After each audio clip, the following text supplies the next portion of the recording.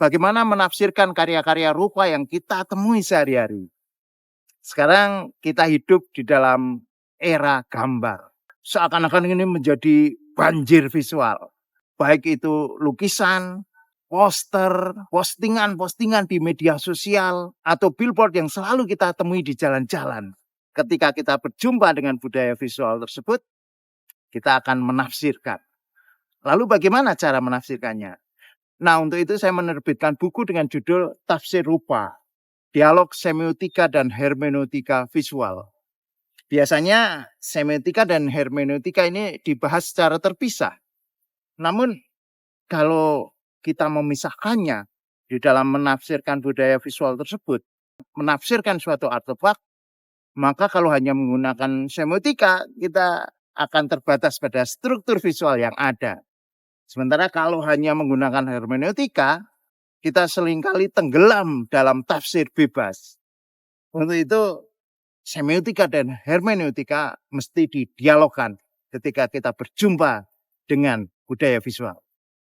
Baik rekan-rekan, coba kita lihat daftar isinya.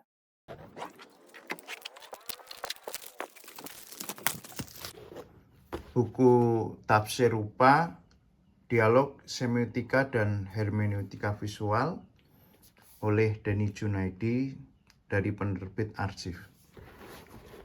Kita lihat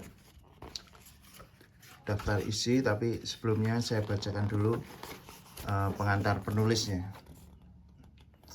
Enggak keseluruhan, beberapa paragraf aja. Buku ini saya tulis pada awal perjalanan kuliah di program studi Doktor Pengkajian Seni Pertunjukan dan Seni Rupa PSPSR Universitas Gadjah Mada, Yogyakarta. Ketika merancang penelitian berjudul Majas Visual, pengembangan kerangka teoritis pada bahasa rupa untuk pembacaan makna non-literal pada lukisan, saya menyadari bahwa sebelum memasuki wilayah retorika visual, saya perlu membangun fondasi yang kokoh mengenai persoalan penafsiran karya rupa.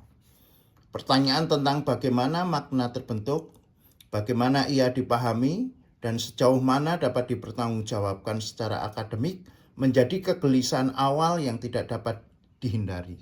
Kegelisahan itu melahirkan buku Tafsir Rupa, Dialog Semiotika dan Hermeneutika Visual ini. Ranah semiotika dan hermeneutika menjadi dua jalur pemikiran yang mesti dilalui secara serius. Semiotika memberi ketelitian dalam membaca struktur dan sistem tanda visual, sementara hermeneutika membuka ruang refleksi atas proses pemahaman dan posisi subjek penafsir. Dialog keduanya dalam buku ini bukan sekadar penggabungan dua pendekatan, melainkan upaya merumuskan kerangka tafsir rupa yang integratif, argumentatif, dan dapat dioperasionalkan dalam praktik analisis. Buku ini diharapkan dapat menjadi rujukan konseptual bagi para akademisi, peneliti, dan praktisi seni rupa dalam mengembangkan pembacaan visual yang lebih sistematis. Baik, sekarang kita coba lihat daftar isi ya. Ini daftar isi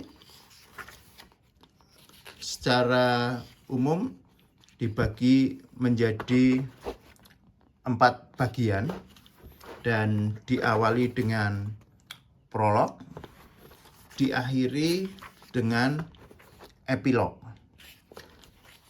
Di bagian 1 itu merupakan landasan ontologis dan epistemologis rupa.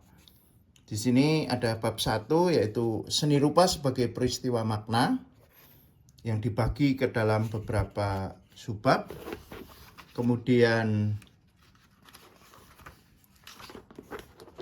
di bab 2 itu ada semiotika rupa dari struktur ke sistem yang kembali dibagi dalam beberapa subbab dan masing-masing subbab ini ada ringkasan. Kemudian ada bab 3 yaitu struktur dasar rupa. Lalu masuk ke bagian 2 ada sistem tanda dan produksi makna rupa. Yang terdiri dari bab 4 yaitu representasi dan referensialitas. Kemudian bab 5 yaitu kode dan konteks dalam rupa. Kemudian bab 6 yaitu rupa sebagai wacana. Lalu masuk di bagian 3 yaitu hermeneutika rupa, terdiri dari bab 7 yaitu landasan hermeneutika dalam tafsir rupa. Kemudian bab 8 persepsi dan posisi subjek dalam tafsir. Lalu bab 9 metodologi tafsir rupa. Masuk bagian 4 ada dialog dan formulasi teoritis, yang terdiri dari bab 10 yaitu relasi struktur dan tafsir, bab 11 formulasi teori tafsir rupa.